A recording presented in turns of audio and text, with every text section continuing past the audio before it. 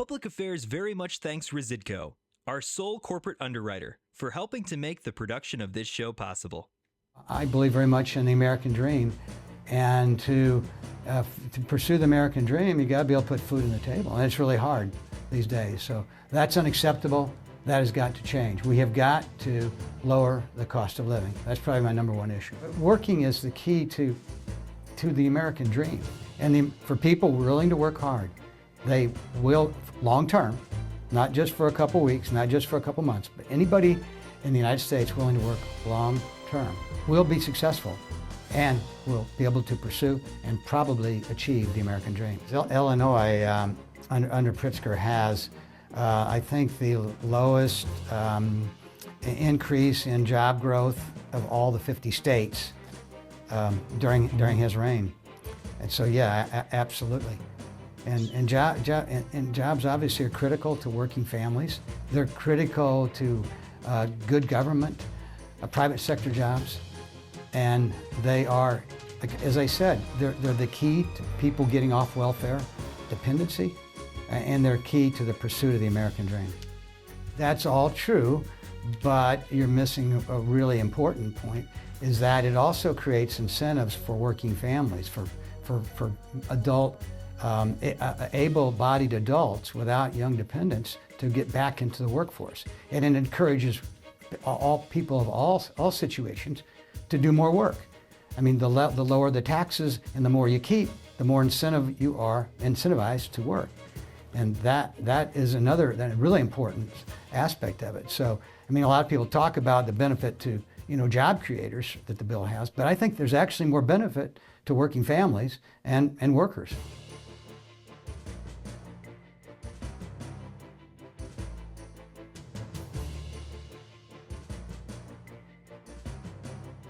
You're watching Public Affairs. Berkowitz is my name and politics is our game. And we will be doing lots of politics and public policy this evening because we have as our guest Don Tracy. He is running for the U.S. Senate from Illinois. He is a Republican. He will be running, of course, on the Republican ticket. For the first time, I'd say in 10 years, the Republican Party, my prediction, has two people at the top of the ticket who are serious candidates for governor and for U.S. Senate, and they're serious in the sense, I think they will have what I call MOM, money, organization, and message, MOM, right? Right, Don? Yes, sir. So this is going to be the fastest half hour on TV. All right. Because we're going to get right into the issues. We're going to give people a short idea of who you are. Let's go for it. We'll come back. And so just tell me, Don, in 30 seconds, who are you? I'm a 75-year-old downstater. I grew up in Mount Sterling, Illinois, Western Illinois. Raised my family of 4 children. Now have 8 grandchildren in Central Illinois. I've been a lawyer for almost 50 years, but I've also worked in the warehouse. I've driven a truck. I have been an outside salesman. I was a bellman in college and a door-to-door salesman and a store clerk, among other things. All right, so you have deep roots in downstate. Would that be fair? Yes, absolutely fair, yeah. Because you grew up, as you said, Mount Sterling. Born downstate. I was raised downstate, and I still live downstate. Population 2,000, Mount Sterling, and about an hour from Springfield, right? That's right, yeah. Which is only 113,000 population anyway. Right, and Mount Sterling's population, as you say, of 2,000. The county's only 5,000, and there are more deer than people in Brown County. But as you run for the U.S. Senate from Illinois and run as a Republican, what key issues that you're running on? You're running on doing something about the high cost of living? That for right? Sure, but since we've been talking geographically, I want to assure your listeners and everyone else that I'm running to represent all of Illinoisans. And not just Chicago. Right now we have 8 statewide Democrats, statewide state and federal officials, 6 for the state and 2 for the federals, the 2 U.S. senators. They are all Democrats. And with Dick Durbin retiring as a U.S. senator, which is the seat that I am running for, there will be 3 Democrats running for that seat, all of them either from Chicago or Chicago land. So if I were not to win, that means that we will end up with 8 Democrats, as we have now, but none of them from downstate, all of them from Chicago. So, but even though I'm from downstate, I'm very comfortable, and I've spent a lot of time in Chicago. I love the city, and I love the suburbs too. So I'll be spending up a lot of time up there, and I have a lot of friends throughout the Chicagoland. Well, we hope to go through a lot of issues, but let's come back.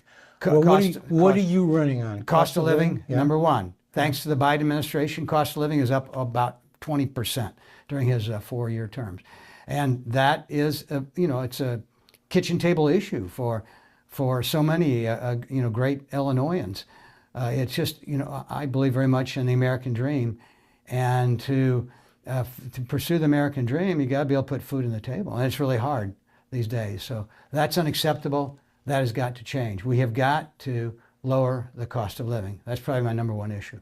Can you do that as one of 100 senators if you get elected? Even if you are a Republican, Republicans have the majority in the Senate, 53-47. They have the majority slightly in the House, and they have the presidency. Given all those things, do you think you can do something about the cost of living? Yes, it's not going to be easy, though. It'll require hard work, but I've been working hard since I was 10 years old. So what do you do? What do you do? Well, we've got to lower interest rates. We have to lower energy costs. The Democrats have been a problem there. We need less regulation. Democrats love regulation, and we need a certain amount of regulation, but we have excessive regulation in many areas that are driving up the cost of living. There are, it's going to take a lot, and none of those 3 things are going to be easy. We need a more efficient government. We need to make government less expensive. Illinois has the highest property tax in the nation. They usually vie with New Jersey for that. That's cost of living. Illinois is, I think, the highest tax state overall. That's part of the cost of living too. So lower taxes are part of that formula. So, and you don't have the opportunity now, but if you had been there on July 4th, you would have had an opportunity to vote for the big, beautiful bill, as President Trump puts it. Did you think it was a beautiful bill, a big, beautiful bill, or what? There's lots of really good things in that tax bill that, of course, we're not hearing much about, that all support working families and help them deal with the excessive cost of living that we have today. For example, no tax on tips, no tax on Social Security, no tax on overtime. But the biggest thing is just preserving the 2017 tax cuts that benefited working families as well or better than any other group of taxpayers. So that'd be probably, it sounds like you would have voted for that bill, and for the number of the reasons that you said. Overall, I would have. Overall. I'm sure there were some things about the bill that I took exception to, and I would have advocated for maybe a different approach. But I like all those things. I also like the work requirements too, because I'm the oldest of 12 children, and my parents bestowed many blessings on me. But the most important blessing is work ethic. Work ethic is the key to getting off of welfare dependency, which we need to do for more. We have too many able-bodied adults without dependents that are not working, and work will be good for them and good for society. So we have something in that bill, a couple things that encourage those people to get into the workforce. And if they do, it will, as I said, be better for them, better for society, and better for government. So people who are able-bodied and getting Medicaid, for instance, if they want to keep that Medicaid, if they want to keep SNAP, I don't know the bill as well as perhaps you do, but I think there may be work requirements to keep those things if they are able-bodied, if they don't have the dependents, if they can take a job. If they don't have young dependents, right? Young dependents. So there's no barrier. And you agree with that. You think that's a good thing? I do, and it's a very light work requirement. It's 20 hours a week. Which if they can't find a job, they can do public service. They can volunteer, Right. go to school. Right. I think there's a couple other exceptions like that for them. And put this in perspective, Bill Clinton said he would reform welfare as we know it, and he did, and that was a bipartisan effort. Right. And their work requirement then was 30 hours. This is only 20. All right. But working is the key to the American dream. And for people willing to work hard, they will long term, not just for a couple weeks, not just for a couple months, but anybody in the United States willing to work long term will be successful and will be able to pursue and probably achieve the American dream. And you're running on Midwestern values, do I have Which that right? include work, not government benefits. Okay. That's the difference between the Republican Party and the Democrat Party. The Democrat Party has become the party of welfare dependency and government benefit dependency. The Republican Party is the party of self-sufficiency and the American dream. Is it the party of not the government creating jobs, but making it conducive for the private sector to create jobs, giving the right environment for free enterprise to flourish? Right. Would that be right? Government needs to support private work and private enterprise and working families from a work standpoint. The government needs to get out of the way to a large extent and not impose excessive regulation that stops people from their pursuit of the American dream. So your family company and your parents' family company, as they started it, it's Dot Foods, right? Yes. And Dot Foods is a food distribution business. I'm told it's the largest in the country. It is the largest food service redistributor. Okay. Dot Foods sells to other food service distributors. Okay. It is not itself a food service distributor. It's a redistributor because it buys from manufacturers and then sells to other distributors. But its core, it has 6,000 employees currently, right? Right, mostly truck drivers and laborers. We like to say we carry groceries. But a lot of people who work, a lot of the 6,000, 2,000 or more work in your hometown, your initial hometown, right? It's a national company. But in Mount Sterling. But right? the largest facility is in Mount Sterling, my hometown. Right, and a large hub. There's a large hub in Illinois. Trying to remember where that is. One of the large hubs for Dot. We have a large DC in University Park, Illinois, up near Chicago, that's in Will County, right, as well. And we have DCs around the country, and that's one of our several DCs. Your parents started this business. You're the oldest of 12 kids. You folks became eventually the owners, I assume, at some point? Yes. The 12 owners? Yeah, my dad and mom started the business with basically nothing, a red station wagon and 8 kids, 8 mouths to feed in 1960. And that's when you were 10, and that's when 10. you went to work. Yes. Like right. Eventually, the rest of your family all worked. Saturday morning life as I knew it then changed. Because every Saturday morning from then on, as long as I was around, 7 a.m. to 12 o'clock, me and my brothers were in the warehouse, and the girls were doing work too. So those were jobs that were created not by Governor Pritzker. Of course, he was not there at that time, but whoever was there in 1960, it was created in a sense by the opportunities of free enterprise. Absolutely, and it's the free enterprise jobs that pay for government. But Democrats seem to view government jobs and free enterprise jobs that actually pay taxes the same, but they're not. I mean, because, that gets us, we can take a slight digression onto an issue in this race, an issue in the governor's race, issue in the Senate race. I think there's going to be a lot of confluence between the issues that Ted Dabrowski, if he's the nominee for the Republican nominee for governor, and you, if you're the Republican nominee for the U.S. Senate. I think there's a lot of confluence in state and national issues because Pritzker, for instance, talks, it's great. He's done so much in his 7 years, and we'd like to have the governor on to discuss that. He's done so much in 7 years, but WirePoint says 15,000 jobs have been created in Illinois, 15,000 new jobs in 7 years. I mean, your family ultimately has 6,000 people working. I think Florida and Texas have about or more than 1 million jobs created in that 7-year period when Pritzker has created 15,000 jobs. Are you going to be talking about that? I will be because Illinois under Pritzker has, I think, the lowest increase in job growth of all the 50 states during his reign. And so, absolutely. And jobs obviously are critical to working families. They're critical to good government, private sector jobs, and they are, like, as I said, they're the key to people getting off welfare, dependency, and they're key to the pursuit of the American dream. Right. And so we've heard a lot on the national level about tariffs, right?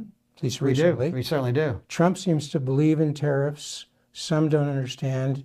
Some say he doesn't want it. He would like to have complete free trade. But some say he wants to use tariffs as a lever to open up markets that are closed to American business. Do you agree with that? Do you think that's what he's trying to do? I understand that he's using tariffs to do just what you said, as a lever to make world trade more fair for America, for the United States. I've also heard it said he's using it to help attack the deficit by raising revenues. And I've also heard that he is using it as a tool of foreign policy leverage. Speaking of the first and what you hear the most about, world trade, after World War II, the world was in ruins. The United States was the last man standing. And we made a conscious decision to help the rest of the world get back on their feet, to rebuild Europe, for example, and Japan, including programs like the Marshall Plan. As a result, we started subsidizing world trade after World War II. And that was exactly the right thing to do at the time. And look how well it's worked.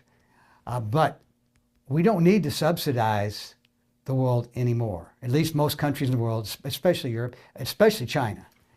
And so I think that's maybe the number one thing Trump is trying to do with tariffs, is to reset world trade so that the United States is no longer subsidizing world trade, and that it is fair trade for the United States, not subsidized trade. Whether tariffs is the best way to do that, I don't know. That's the tactic. I like the goal, but only time will tell if this was the best tactic. So you support somewhat, because usually it's Congress who pushes tariffs, or legislate tariffs. But under Trump, it seems to be the Trump administration. It's being challenged in the law. I don't know the history of tariffs that well to say it's always Congress as opposed to the president. But I know tariffs have been part of federal policies since I think the 1700s, or certainly the 1800s. So it's been a feature of American policy for a long, long time. But what I'm saying is I support the effort to make world trade more fair for the United States. And I'm certainly willing to give the president the benefit of the doubt as to whether tariffs are the right tool to do that. Okay, and so obviously he would say, Trump would say, others would say, this bill that passed July 4th, it had, as you pointed out, it prevented taxes from tax cuts from sunsetting. It prevented a major, perhaps the largest increase in taxes in history. It prevented that. And right. So keeping those low tax rates, keeping tax rates low, you would say, is one way in which we stimulate business, because it provides a greater incentive to start businesses, to expand businesses, and to conduct your business. Low tax rates. Is that fair? That's all true, but you're missing a really important point, is that it also creates incentives for working families, for adult, able-bodied adults without young dependents to get back into the workforce. And it encourages all people of all situations to do more work. I mean, the lower the taxes and the more you keep, the more incentive you are incentivized to work. And that is another really important aspect of it. So, I mean, a lot of people talk about the benefit to, job creators that the bill has, but I think there's actually more benefit to working families and workers. Right, because a greater incentive to work, yes, to save and invest by working families. They do all three. Right. And buy things that they need and want, right? And be able to put food on the table. Right. And so, and you're about that. You're saying you've been in and around politics for a long time. You haven't held public office, but you've run for public office before, right? I have. I ran for state senate in 2002 and for lieutenant governor in 2010. And you Then being chair of the Illinois Republican Party is not exactly a public office, though it's kind of a public office, and I ran for and won that in 2021.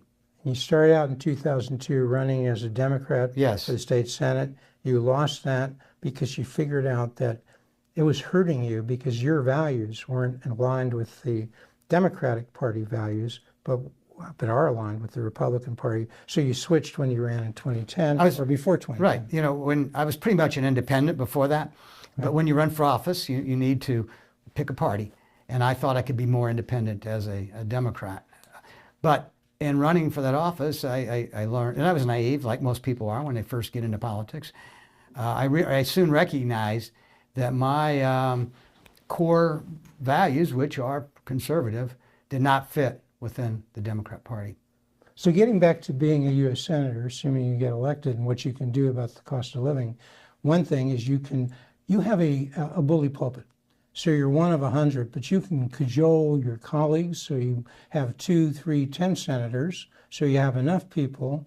Whatever it takes, do you have to control federal spending, restrain it? Do you have to make it more efficient? Do you believe in DOGE and what they were doing to cut back on federal spending? Well, as I indicated before, one of the ways we lower the cost of living is to make government less expensive and more efficient. And all of the ways you just mentioned are ways of doing that. DOGE uncovered a lot of wasteful spending, I think, and we need to pursue that at every level of government. And then we've got this gigantic deficit resulting in large part from COVID, but not just from COVID. We've been overspending for a long, long time. And as a senator, as a U.S. senator, I'll be able to, focus on deficit reduction and really going after, wasteful spending. All right, Don Tracy, Republican candidate, in the Republican primary. We'll see how contested it is for the U.S. Senate. And you were a Republican candidate for the U.S. Senate coming from Illinois. You come back often. Tell us more about this campaign. But thank you so much for kicking it off. You're welcome. Here. Thank you. Enjoyed it. Thank Jeff. you, Don. Appreciate it. All right.